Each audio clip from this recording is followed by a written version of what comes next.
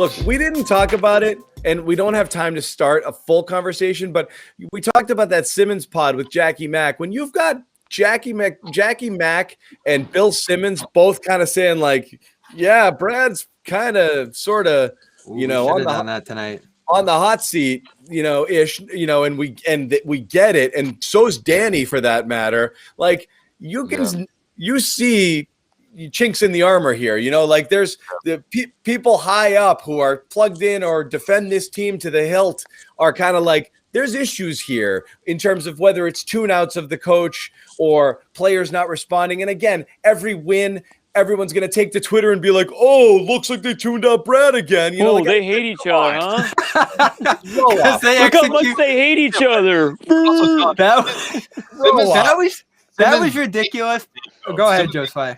No, I just want to get this in real quick. Simmons hates this team, so it doesn't hold a whole lot away from me. But I'm with you because a few years ago Simmons is not that guy, but now he's questioning everything. Like he wanted something to trade for this. He's a grumpy old man. I know. Yeah, he's turned into exactly. Yeah, he's turned into. But he's that. Still a homer.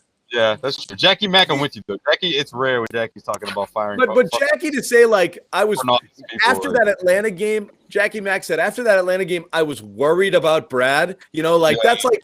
I've concern for my son, Brad Stevens, who's and the players aren't listening to him, and I was very worried that he's lost his team. Yeah, because under that you're thinking, wait, this is Jackie Mack. Jackie's hearing something. Like this isn't Jackie. This isn't a raw thought, not to put it that way, but she's hearing something. There's something out there. Yeah, I think all you had to do was watch that and the whole Washburn thing. We got into that a while ago to see what was going on there. But you can lose a room and get it back a little bit. I do think you're right, though, Jimmy. That clip of them breaking down the screen action at the Wizards game and the fact that I don't know what would have been the example there if they haven't tuned out the coach, that they would have just let Beal go to the corner and shoot and not like attack the screen action the way you should as basketball players. Like I think we overdo that a little. Yeah. Like if you execute the game plan to a T. Yeah, like before the game, right? When Brad Stevens was talking, he smiled for a second. He looks so unhappy, Right.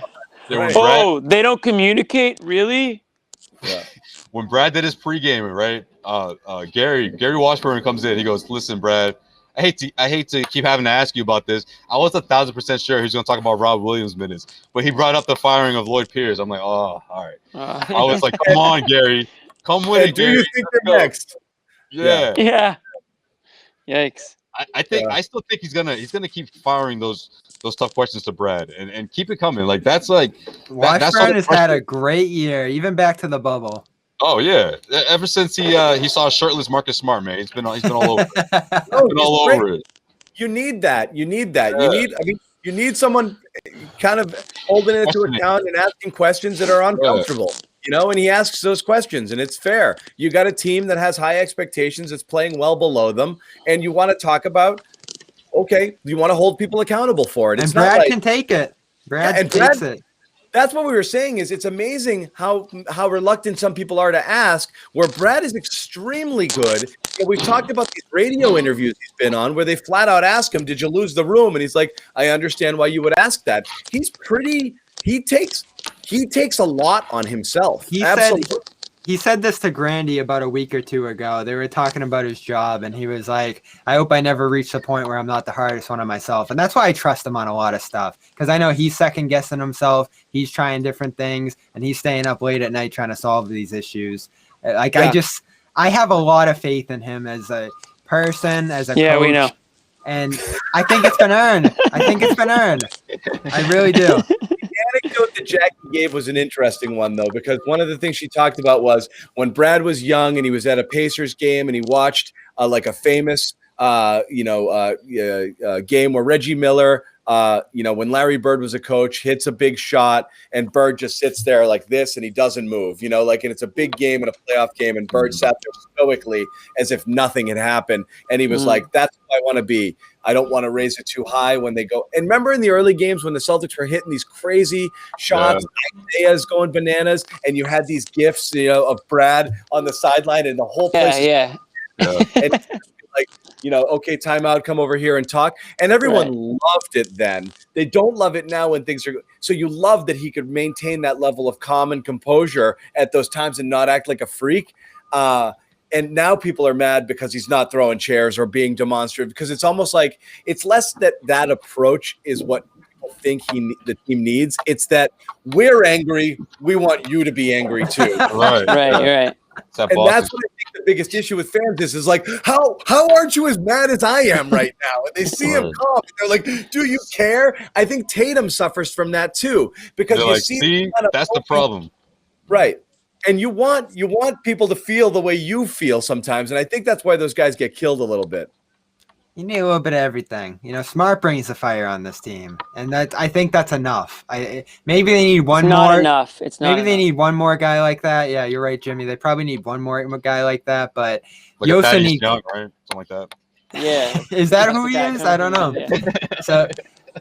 But then everyone says they're soft or they don't care, and I don't know that that's the case. It's just like I said, is everyone wears it a little different, This is my thing. There's evident proof that Brad does it a different way. Whether it's calling these guys out in pressers, speaking directly to them, being assertive with it.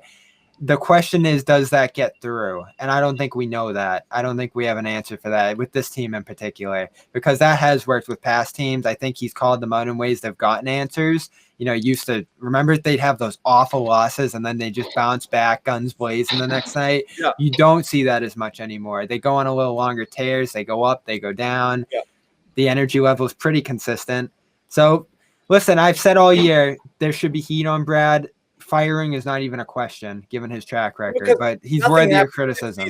But but everything's on the table at the end of the year. If this season goes kerplunk, if they, God forbid, miss the playoffs, or an embarrassing one and done, everyone's going to be looked at. There's no question about that.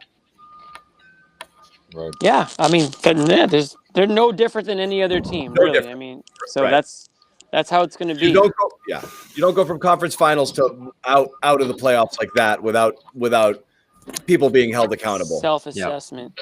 Yeah. Right. Well, we won't jump to that just yet. Well, let's get through the All-Star break. We're not in Kemba year 4, and we're not not at the end of this year where they've already been eliminated. There's hope. Hold your horses, John. We'll get there. Year 4. Oh boy. Want to give you something to look forward to. You'll all be boomers by the time we get there. Yeah.